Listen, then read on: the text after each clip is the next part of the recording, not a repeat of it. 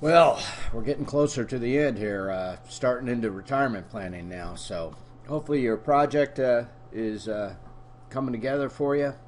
Everything else is coming together for you in terms of the rest of the courses. What we're going to talk about, though, in retirement planning, it's kind of the culmination of a lot of stuff. I mean, a lot of things when you're saving money when you're younger or mid-career are focused on your retirement, but the fact is that building that nest egg is what you can draw upon for a lot of things before retirement. So, and one of the first topics here we'll talk about is Social Security. Social Security's got a lot of factors to it. Number one, you need to pay into Social Security. So, if you're somebody who's hasn't worked or done things that maybe are an exception.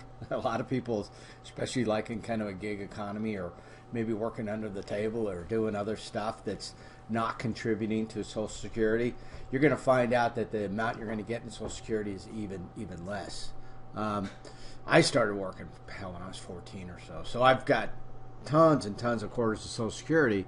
That's how they do it, is based upon quarters of work. But even so, it's not something you'd want to try and live on exclusively. Unfortunately, there's people who do, and it's kind of a tough go, because maybe they're retired, maybe they have the time to travel, to do other things, but they don't have the funds at this point. So, and I don't have to go into the part about Social Security and their funding issues. There's not a fund out there with your name on it. I mean, they do keep track of your actual working life, but the Social Security fund is routinely rated by all kinds of other political needs, and so the money, it's always in jeopardy. For the most part, though, I mean, yeah, you can see what's happening in France right now. They're moving the retirement age up to 67, which is where it's already at for us. But and whatever, there will be some pushback if they keep trying to push that out to prevent people from taking it.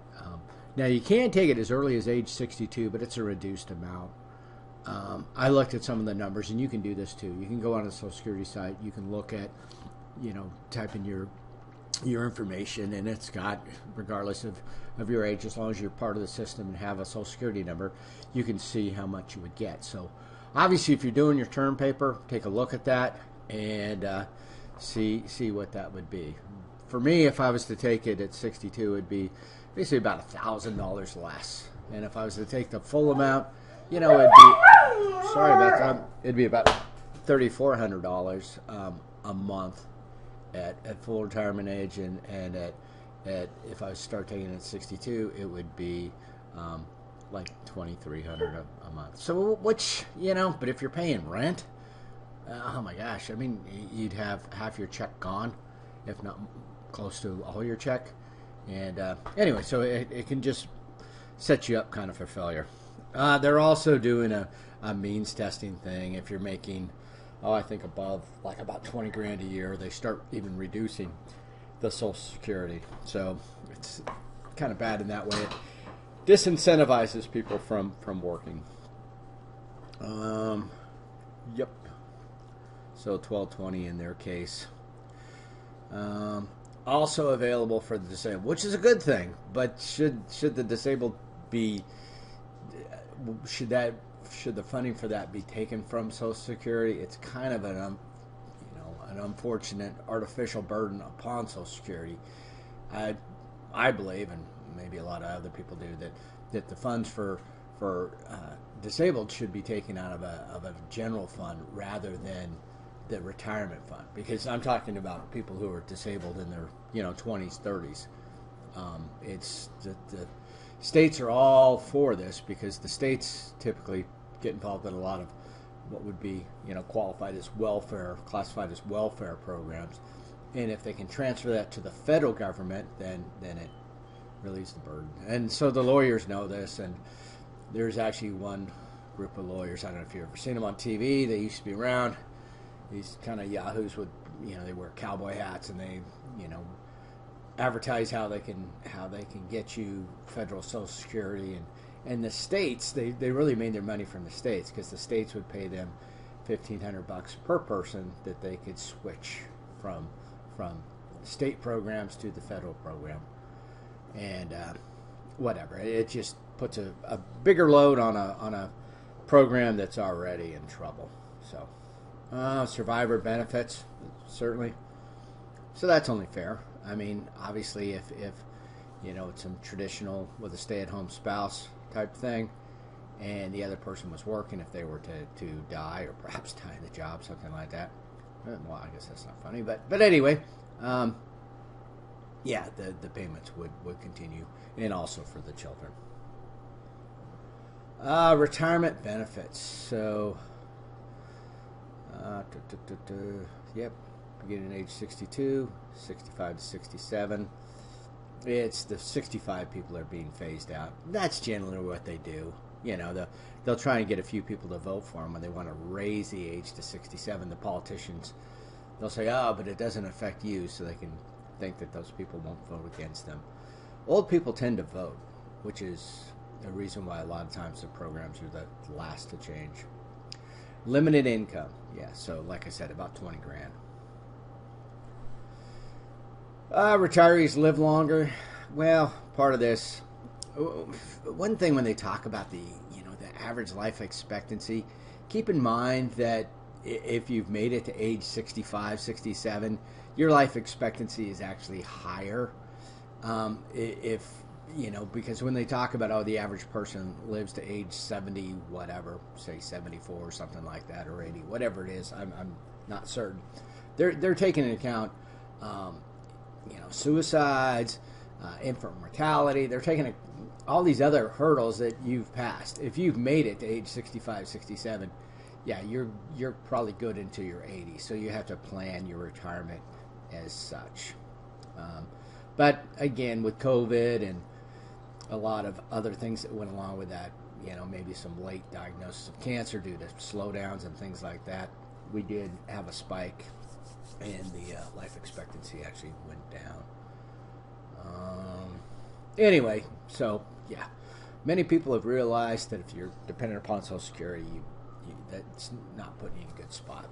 So just go into the site, take a look, see how much you'll get, make your own decisions, and it should be a component, especially if you're going to be retired, because again, when they say making $19,000 a year, well, if you've got things structured where you've got they're talking about $19,000 of earned income.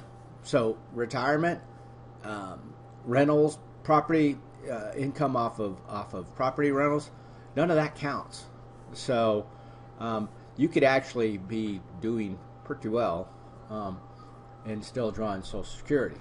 Now, if you're doing that through all earnings, if you're making $100,000 a year working for a corporation or something, no, you're not going to be getting any Social Security. Which, you might live a little longer by continuing to work, as long as it's, something you enjoy, keeps you active, keeps you, anyway. Gets beyond personal finance. Employee sponsor retirement plans. This used to be kind of the standard. You go to work for GM or, one of the big corporations, and you have your retirement plan, and not a lot of expectations were put upon you to save for your own retirement. Well, employers are smart. Employers know that when they're trying to recruit young employees, and they come to somebody and they say, look, we'll pay you $100,000 a year with no benefits, or we'll pay you, 120, or we'll pay 80 grand. I'm getting this all screwed up. Let's say they're paying you 20 grand more per year in basic salary, but they're not giving you any benefits. People will tend to go without the benefits. Now, every exception. I mean, there are people who are a little deeper, a little wiser, and who will realize the value of the benefits. But by and large, a lot of companies have just kind of abandoned the traditional retirement schemes. Also, people are more mobile. They switch from job to job. So, if you have to have 20 years in with a company and you never get there, yeah, that's not a good deal for you either. So anyway, because of a lot of changes, a higher basic salary, and cheaper companies, they don't want to spend as much on their employees. They're going to do what they can.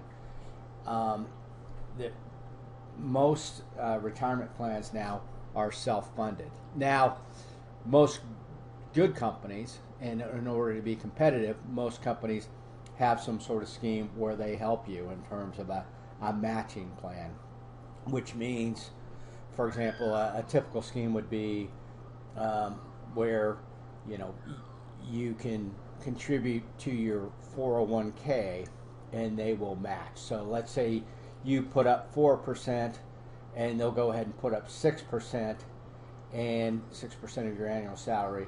And so with that match, you're essentially getting 10% of your annual salary into your 401k. If you're working for an employer that has a match, you need to do what you need to do to make that match. Don't do any outside investing or anything else until you've hit that match amount. You are, essentially working for less money if you don't do that match. Now, I kind of took this to the extreme with one of the companies I worked for. They went private, and it was whatever, not the best company in the world, but they had a stock discount for employees, and they offered a 5% discount on stock within the company. I could put up to like 10% of my salary and buy company stock, which I did. And so every quarter, I would buy whatever amount of stock, and I didn't like the company, and so I sold that stock the next day every time.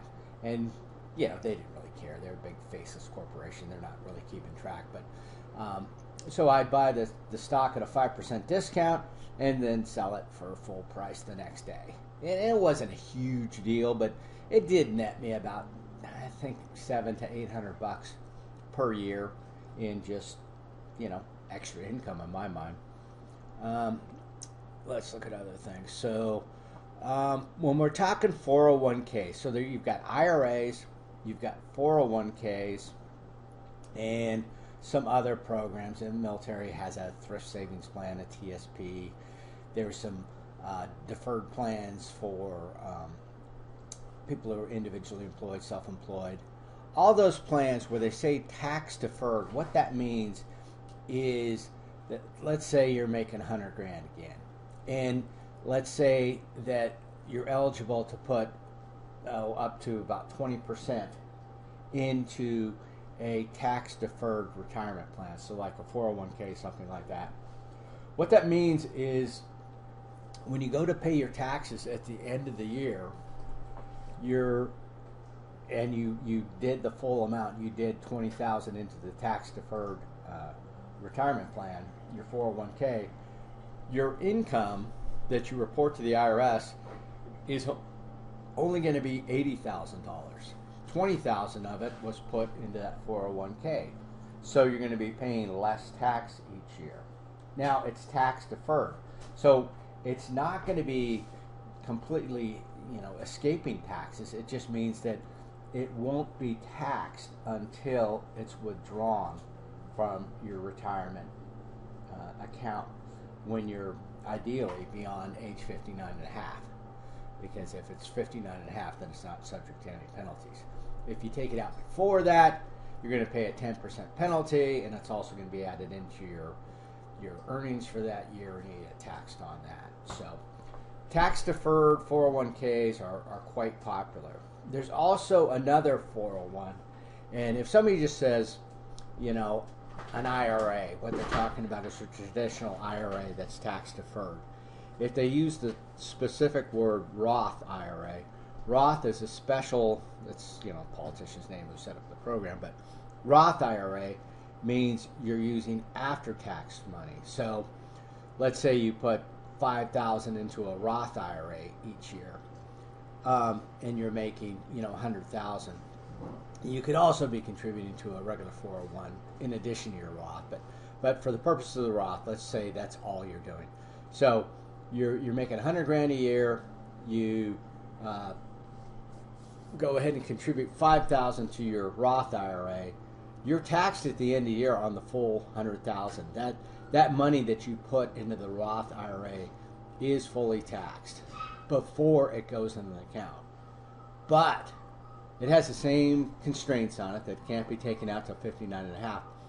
But the deal with the Roth IRA is, let's say you invest this $5,000 each year, and it grows. It grows massively. Let's say it's worth $400,000. Because it was in a Roth IRA, everything you take out of that account is not taxed. So normally, they would calculate the basis. You put in $5,000 each year, and you did that for, say, 20 years. So that was $100,000, and so you would be taxed. And your account, let's say, had grown to $400,000, you'd be taxed on that $300,000 of capital gains. But in a Roth IRA, you wouldn't be taxed on any of it. So Roth IRAs are kind of cool. Anyway, and 401ks also have their purpose as well, and they're usually set up with the ones that have the match. So definitely you want to take advantage of the match. Defined benefit plan. This is the one I was kind of talking about, when the employer has a plan that's kind of an old school type thing. You worked here so many years. You're going to get this much in your retirement, and you don't necessarily need to contribute to some of those plans. Now, if you work for a company, let's say there's a match, or let's say there's especially a defined benefit plan, and you only work for that company 6 months, and you think that you're going to walk away with some sort of retirement plan, in most cases not. There's a thing called vesting. So the way it worked, again, with this, and it's pretty typical. One of the companies I was working for, they had a vesting program where they did this match for your retirement funds, and this company was actually pretty good before they went private. Before they went public, before they were traded as a on the stock exchange. When they were a private company, they had just a 10% employer contribution to your retirement plan, with no match at all. It was great. 10%. When they went public, they said, well, this is good for all of us because it's going to make the company stronger. The 10% is gone. Now it's going to be, you put down 6%, we put down 4%, some complex program, but it certainly in no case was it 10%. But anyway, in order to get that money, you would get 50% of that money if you worked for the company for 3 years. If you worked for the company for 5 years, then you got it all when you left. But otherwise, if you worked less than 3 years, all that match and all these benefits you thought you had, well, you actually had nothing if you quit earlier than that. So the concept of vesting is pretty important. Defined contribution plan. Again, this is one where you're contributing to the plan. So anyway, again, it gets into marketing speak. The same type of plan will be labeled differently with different companies. So you have to kind of read the fine print. But the big picture is that most plans, most retirement plans, most healthcare plans are what they call cafeteria plans. The old school, you walk into a company and everybody gets the same medical plan, everybody gets the same retirement plan. Those days are kind of gone. Now you walk in the first day and you're kind of the new employee and you're in your big HR meeting, your human resources people, and they're telling you what your options are, and you're expected to make choices. And by the way, most of these choices are irreversible once you've made them. So it's kind of a lot of pressure. If you walk in there without having kind of an idea of what a 401k is, what kind of plan you want in terms of medical, you're really at a disadvantage. And And most people, especially when they're starting with a new company, they don't want to be, overly difficult and say, hey, I don't understand what's going on here. Can you explain this to me again? I'm a little slow. That's not a good look. So most people will just kind of nod their head and go along with it, and maybe to their detriment.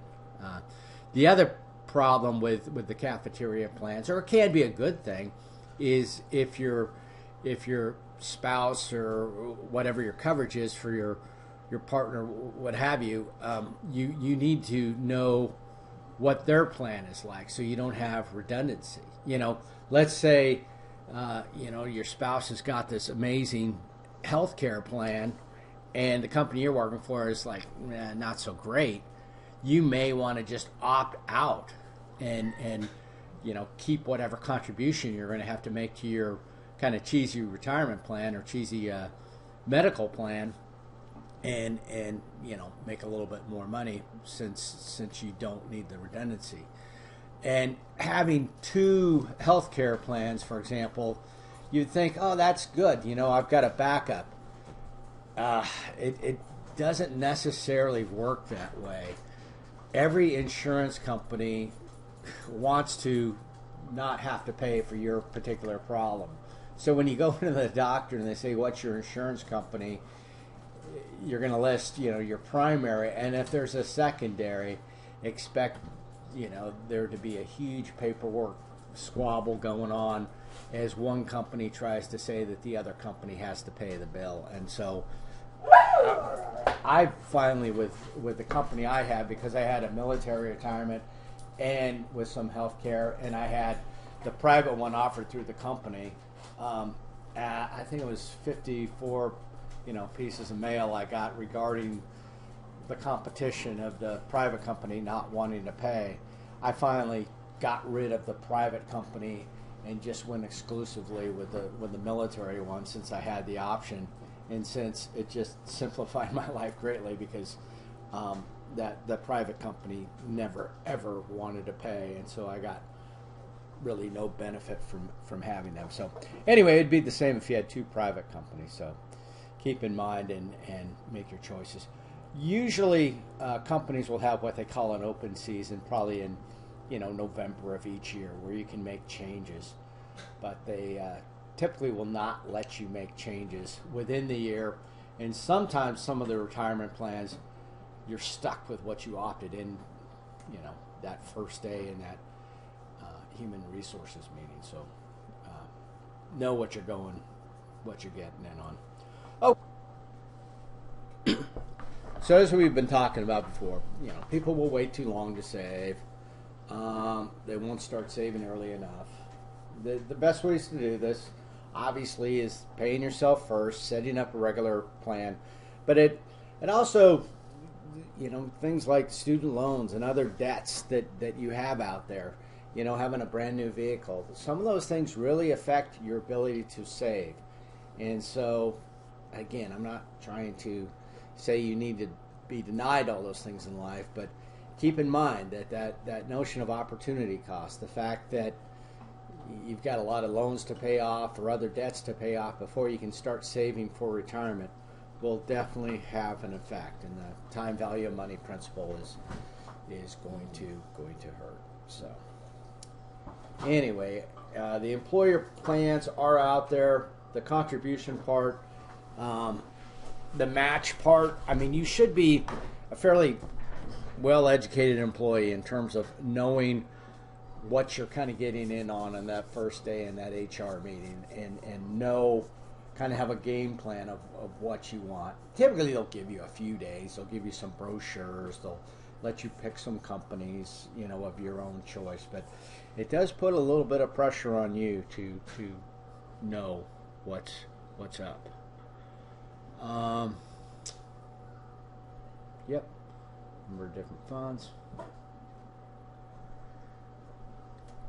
This is this hypothetical situation. High risk investments, medium, low risk when you get older.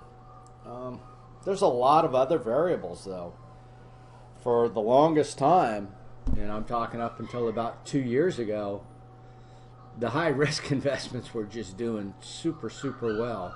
And anybody who was sitting on the sidelines They did so, they gave up a lot in terms of earning. Right now, people may be going back to this model, or wish maybe they had put some of their stuff in lower risk investments a little earlier on. So, yeah, I said about 20 grand that you could put into a 401k.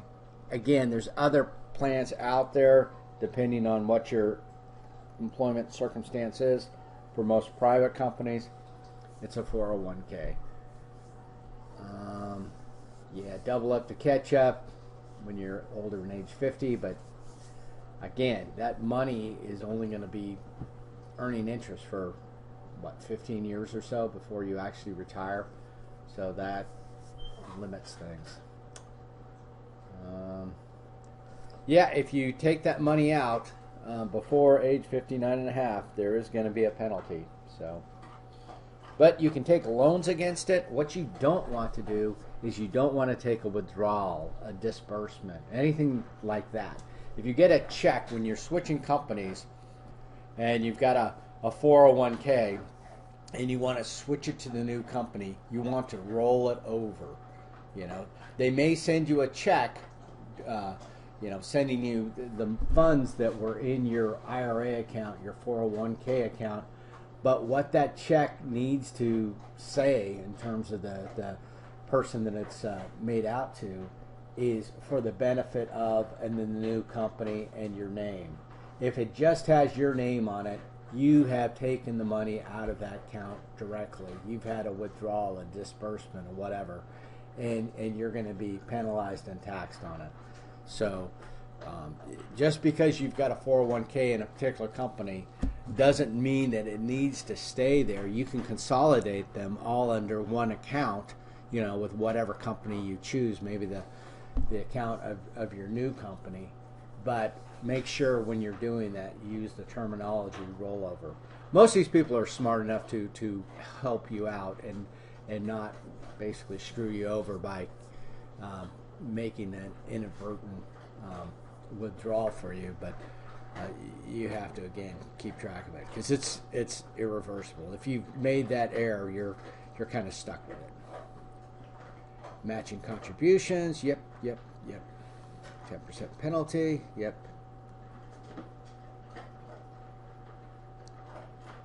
403B, so this is for somebody who works for a nonprofit. So universities also fall under that category. So if somebody's working for a university, they won't be getting a 401k, they'll be getting a 403B, but it's the same provisions. SEPs, employee plan, you can see the same provisions.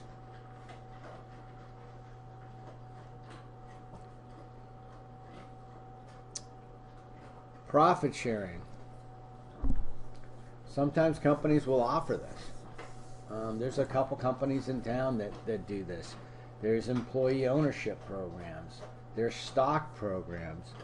You need to find out, what's available and whether it's in your best interest.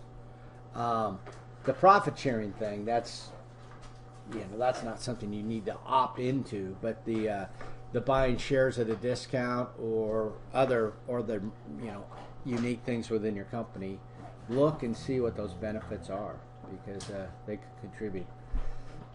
This is what I did. For me, one of the reasons I sold, even though I didn't like the company, but if I did like the company, I'm not sure it would be wise to keep stock in a company. Let's say you again work for GM or Ford or something. You've got a retirement coming through the company. Then you've been purchasing shares in the company.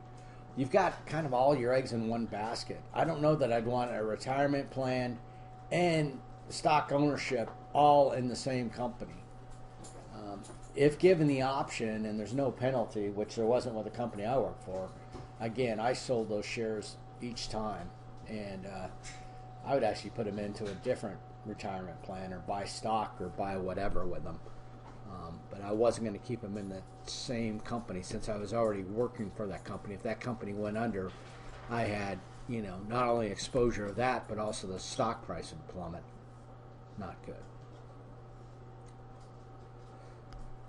So you can keep your 401k with your old employer, or you can transfer it to the new employer. And there's that key terminology, rollover.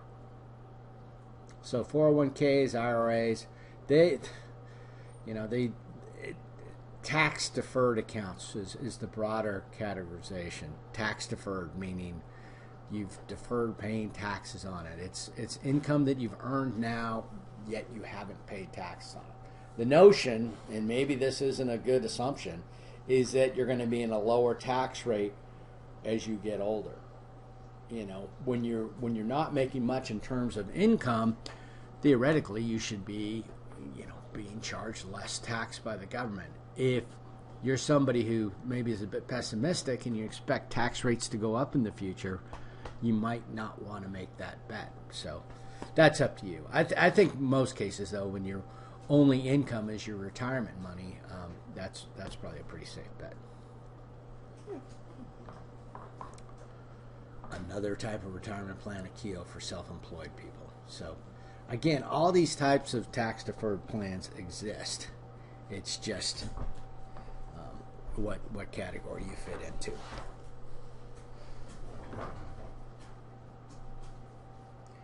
Traditional IRA. So if they say traditional, that's what they, most people would just characterize this as an IRA. If it's going to be something, the exception, the Roth, they'll actually say Roth. Income taxed at time of contribution, just like I said, but not when withdrawn. And there are some income limitations, meaning that if you're making, say, $200,000 a year, you probably can't contribute to a Roth. There's no income limitations when you're withdrawing the money. You could be a multi-millionaire, but you're still not going to get taxed on your Roth withdrawals because that was the deal when you got into it.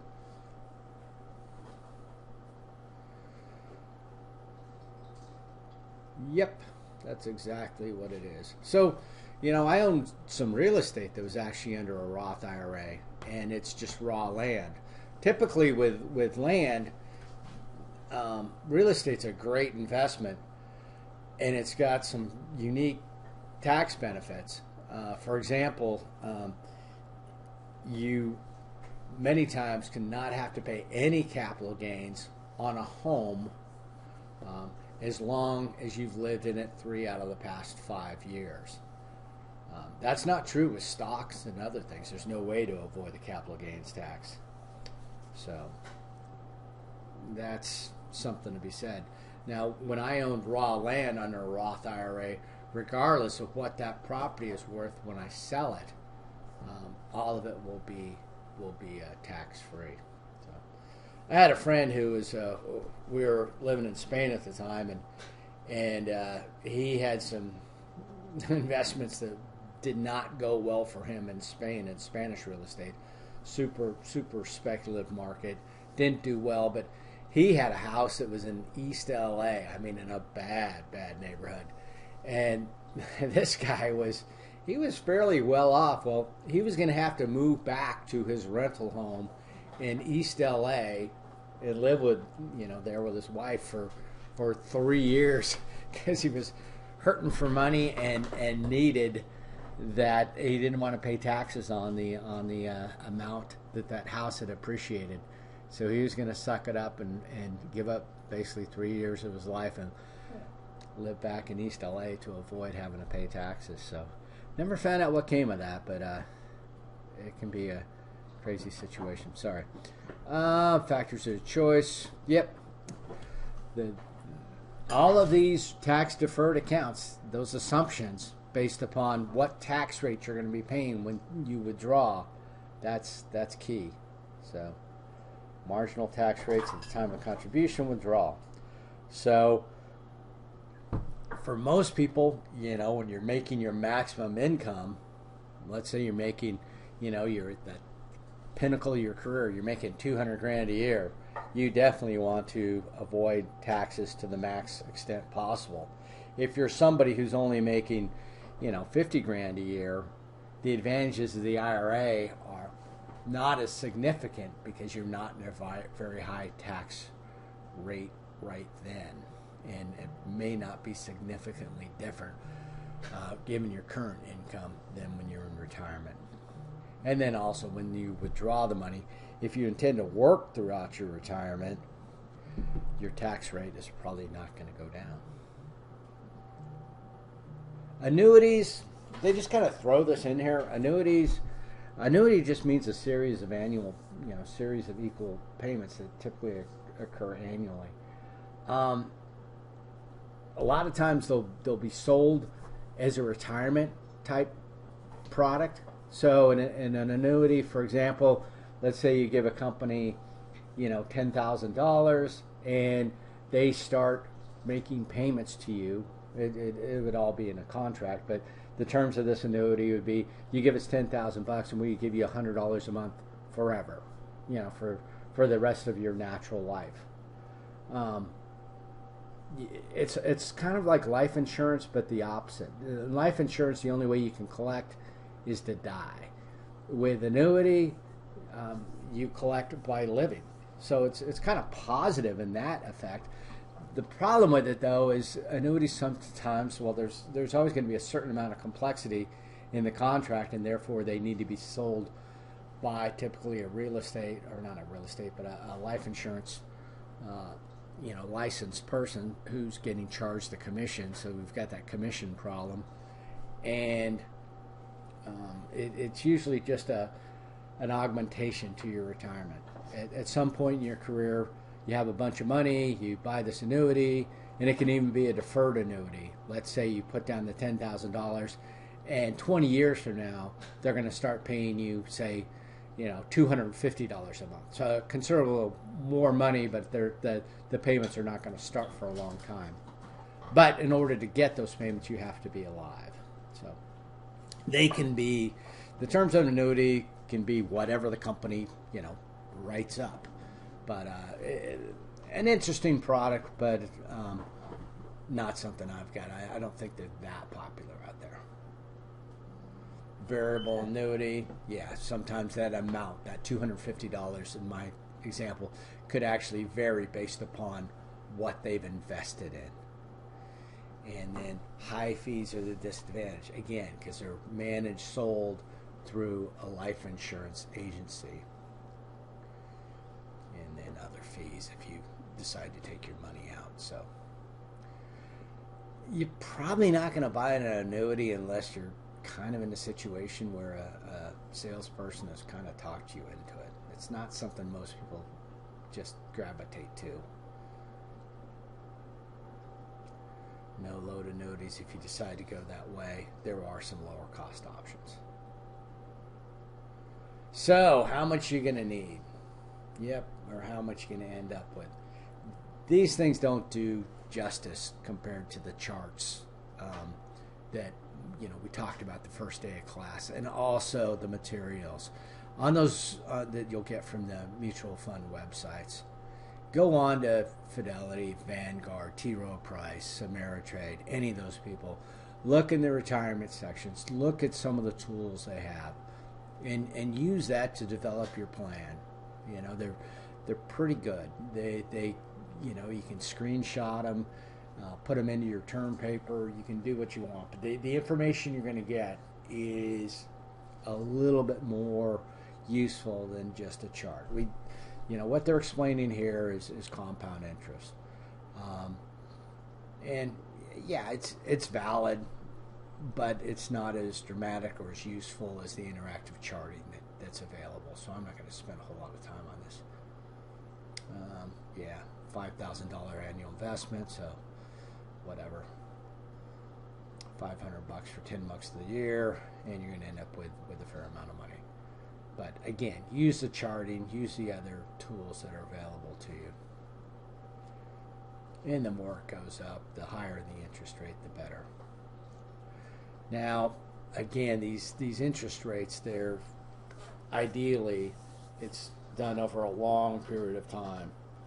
In a year or the past couple of years we've been having, you'd be looking at some negative returns, which you just got to kind of suck up. Ideally, and this is artificial, that you would have done some sort of precise market timing and known the market was going to go down and switch everything to cash and then buy back into the bottom. But market timing is exceedingly difficult, in fact, impossible for most people. So most times you just kind of roll it out and you let time help you out to kind of average the returns out. Here they're just showing a simple problem regarding the taxes. Okay, estate planning. Estate planning has to do with after you've departed. So retirement planning, most people, you don't want to end up with $0. We don't all know when we're going to die. And if you had everything progged out and you're going to, exhaust all of your retirement funds on the day you died, obviously that's kind of like market timing. Nobody knows when that's going to happen. So odds are you're going to have some money left over, ideally. And also you may want money, hopefully you want money left over to leave to your beneficiaries or leave to charity or leave to whoever. So that's where estate planning comes into it. Now, obviously, it's estate planning. You have to do the planning beforehand because you're not here any longer. So the decisions you made early in life or earlier, pre-death, are obviously, this is to be assumed that it's a little late now. If you didn't have a plan, there's not going to be one now. There are certain things you can do right now, you should do. You need a will. Just plain simple. When I say a will, I mean a legal, notarized will that you went to, typically a lawyer, at least some sort of notary, paralegal, somebody to get your will established. And the will needs to conform with the state's requirements.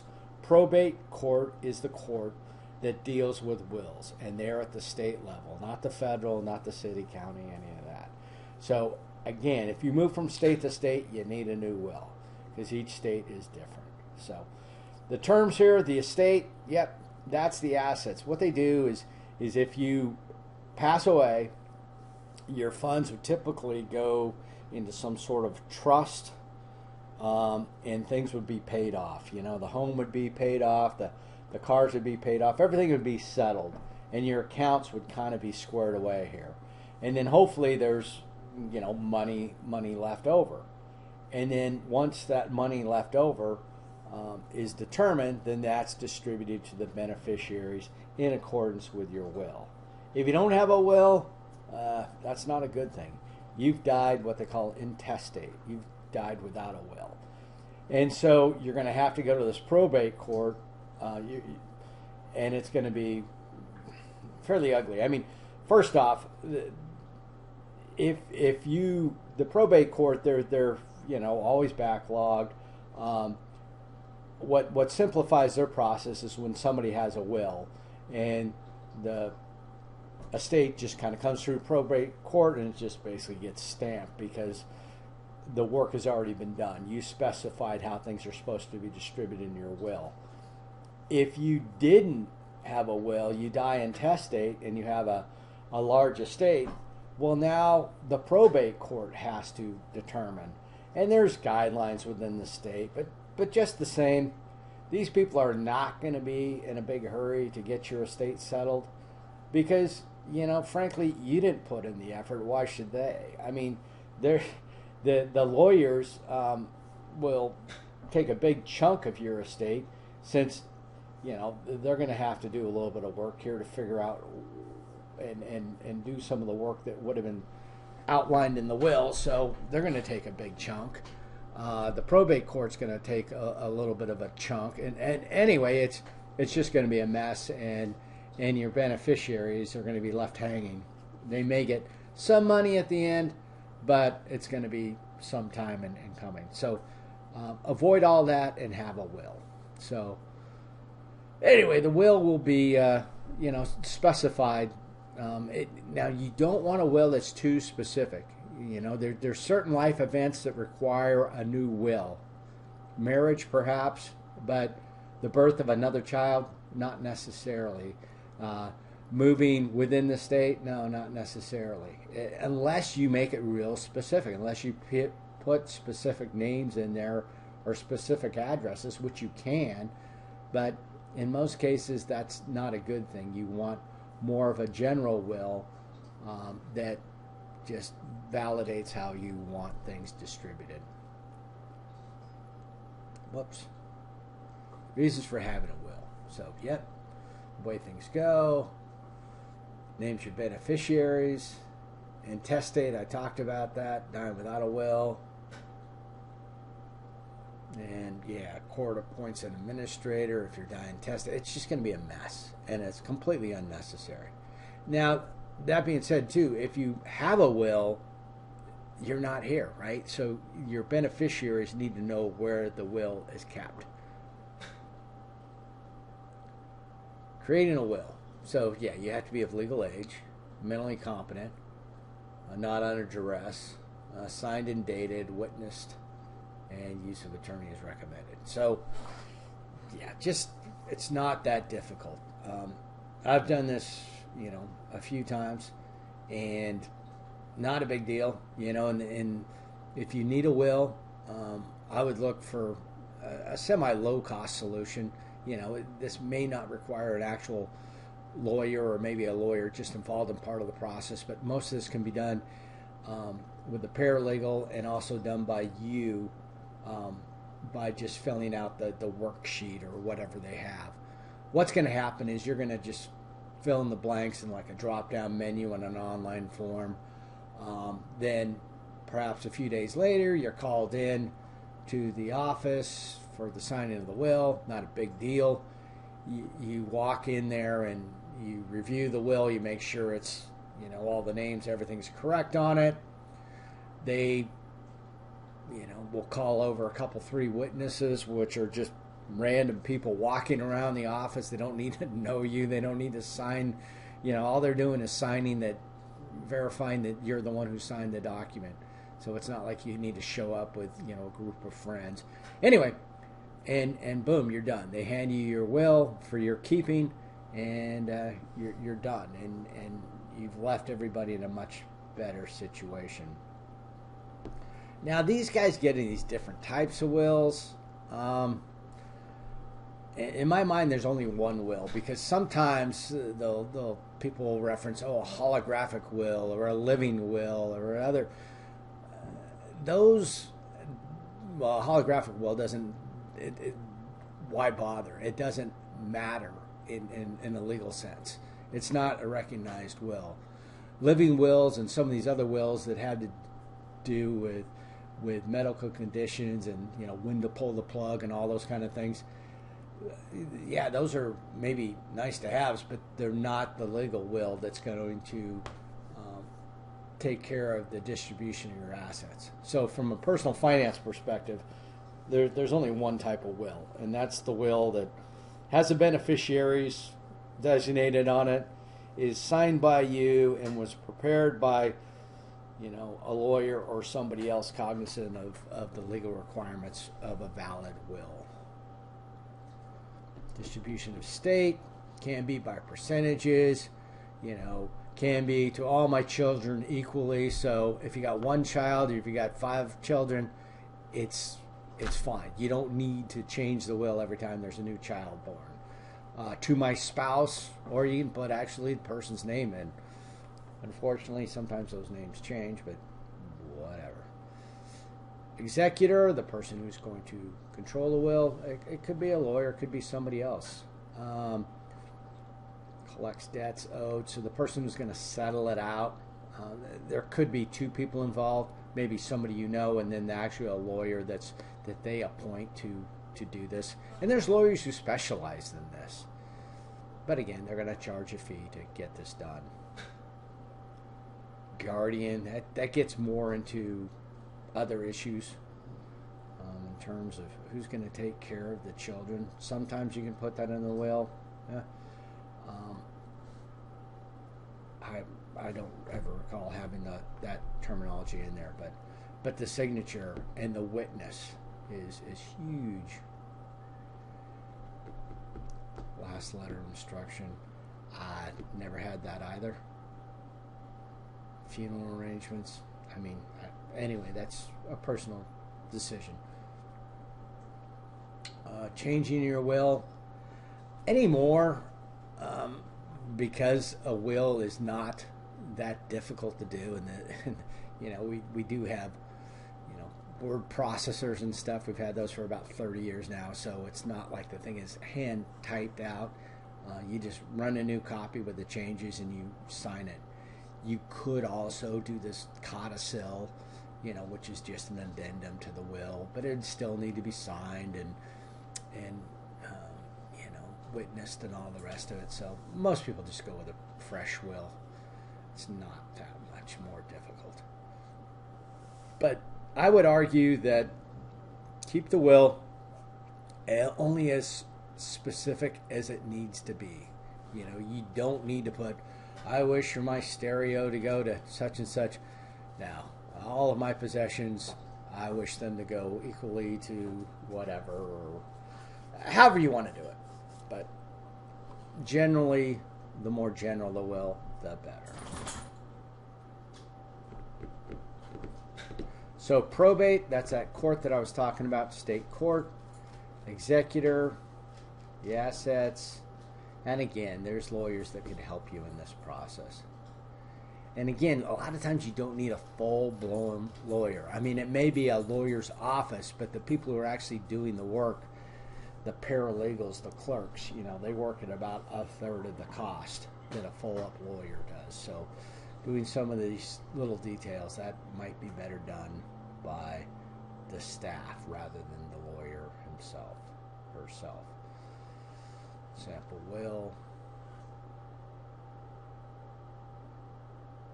Yeah, there's going to be a template for the will just to save time, and so it may or may not look like this, but you just need something that sort of directs the court, that and it could be exactly the same as what the state has got set up.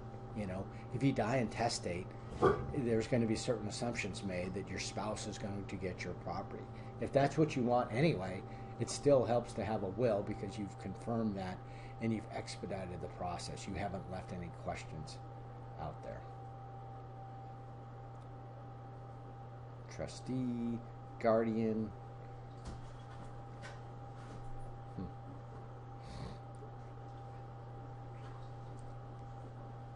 Now, there's other things you can do in terms of transferring your finances to your beneficiaries prior to death that will ease things and minimize the taxes. Most, depending on where you sit politically, there are things called inheritance taxes or death taxes, depending upon what side of terminology, whether you're for them or against them. For most estates that are under a few $1,000,000, there are not huge inheritance taxes. For large estates, there are. If you're somebody who's a high wealth individual, you'll be pretty aware of that. You'll have pretty good lawyers, and you'll probably avoid those taxes by transferring your assets to your beneficiaries prior to your death by some sort of mechanism. Again, if you're doing any sort of business type thing, this is where that sole proprietorship is not something you want. You probably wanted to be in some sort of corporation, some sort of limited liability company, something that will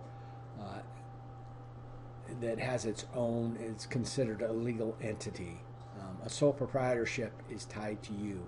When you die, that business died, and all those assets are now whatever. It's a problem.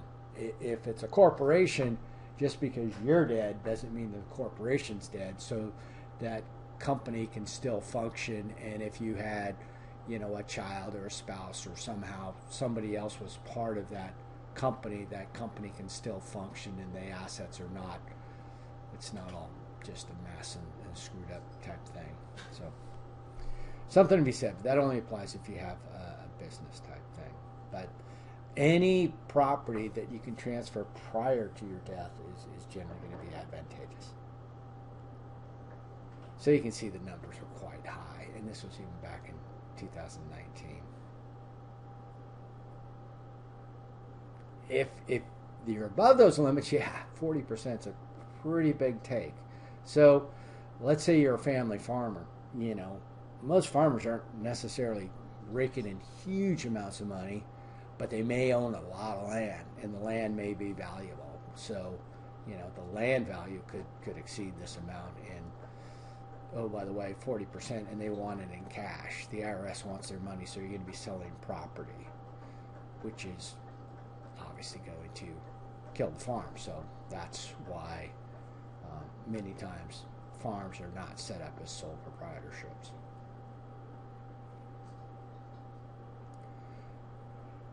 Alaska doesn't have some of those inheritance taxes. If you're in California, New York, places like that, oh yeah, this is the federal tax. The state's also going to have their tax.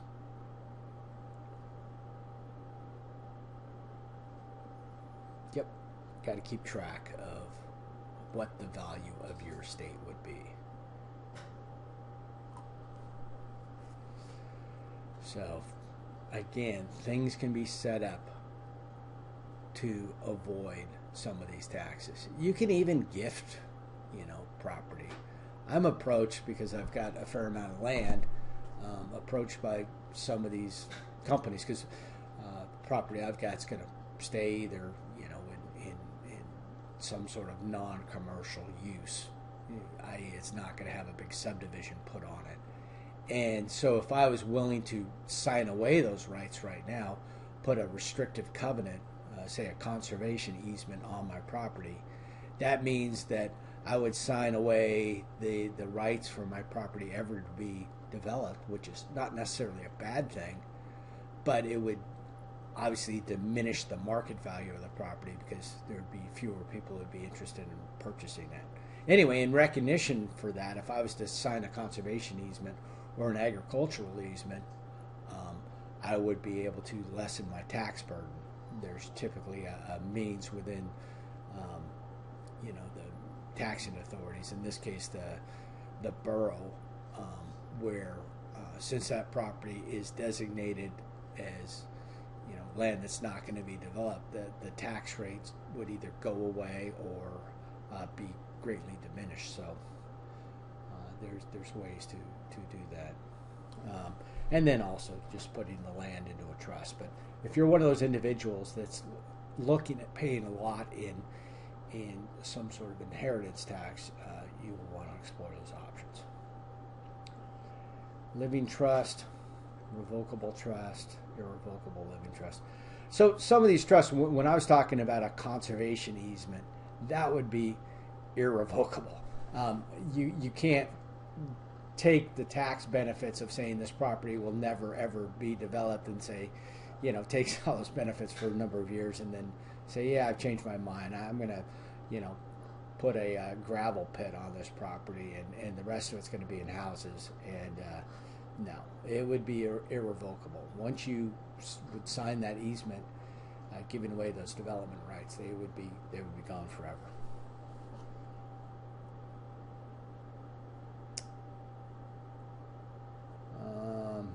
Gifts. So again, a lot of people are of the mind that I'd rather the money go to whatever charity, whatever cause I designate, rather than just the general fund of the government. So I'm going to give, let's say I'm worth whatever number of millions, not me, but somebody in that situation, and they realize they're going to be facing a high tax load, they could say, well, I'm going to give, $1 million to whatever charity, and now their estate is reduced by that much, and so rather than pay it in taxes, they're going to pay it to the charity that they want. And again, this has to be done prior to your departure, so that's why it's estate planning. Living will, that gets beyond personal finance. That's, you know, how you're going to be treated. It can be important. Maybe it's related to personal finance, but in my mind, a will is the document, only one document that designates how your assets are going to go. These other things are outside of the realm of personal finance. Power of attorney. Power of attorney, they just kind of throw it into this section. It's important, but in just about all cases, you never want to have a power of attorney. You want a limited power of attorney, right? If you give somebody a power of attorney to sell your vehicle, because this happens quite a bit, where let's say you're leaving the state, you know, you're going to sell your car, but you didn't quite get around to it, or you're doing it on short notice, or you've got a friend, and you go to a lawyer and you get a power of attorney so they can act on your behalf legally, and you know everything's good. You leave the state, and you also had a house that hadn't sold yet, but you're going to take care of that in due time. Anyway, you come back and find out, oh yeah, your friend sold your house too because he had that access, because you gave him a power of attorney to take care of everything on your behalf. No, you want a limited power of attorney. You want to go to a lawyer and you need this person to sell your car on your behalf. They're doing you a favor here. And you would say, you know, a limited power of attorney in matters concerning such and such vehicle. You don't want to give a general power of attorney. A general power of attorney would give that person the right to do everything, to include things that you may not want done on your behalf. So in estate planning, yeah, it can work a number of different ways. A power of attorney would, let's say you are, you know, infirm or whatever, you can't get up, you can't move around very easily, but you need some legal affairs to be taken care of, and so for somebody else to act on your behalf, you grant them a power of attorney to take care of those issues. But again, limited powers of attorney are what you're looking for. Healthcare, durable, again, healthcare decisions, I believe, are beyond personal finance. Maintain estate plan documents, need to be kept in a safe, convenient place, and the beneficiaries need to know where they're kept. So just because you have a will, you know, it wouldn't hurt to have maybe a couple copies, and not all the copies, you know, in one place. And in any case, make it known where the copy is. You can put other things in there. Life insurance, you know, don't expect the life insurance company to know that you've passed away. I mean, unless you tell them, unless the beneficiary writes them a note or something, they're not scanning the obituaries looking to see if any of their policyholders have died. Home ownership, mortgage, all that stuff is legally recorded, not such a big deal, especially ownership. Credit card companies, they'll come find you, no problem. Ownership of businesses, those are recorded with the state. Personal legal documents. So anyway, some of these documents, specifically the will, is very important to have, because that's something that you need a copy of. There's not, when you fill out a will, complete a will, it's not on file somewhere at the courthouse. No, it's in your possession. Tax returns, the IRS keeps those. Bank account information kept by the banks typically for 5 years. Investment information. Again, what the people need are the account numbers and perhaps the passwords. I mean, there are means to get those things back in the event of your death, but it's going to make it more troublesome. It's going to make it a little bit more of a delay. All right, so that's it for estate planning. Again, kind of a grim subject, but it's something that needs to be taken care of. And, you know, obviously, hopefully the people that you know and love are going to be a little broken up by your departure. And the best thing you could do to ease that is have your affairs in order before you pass. So that's that.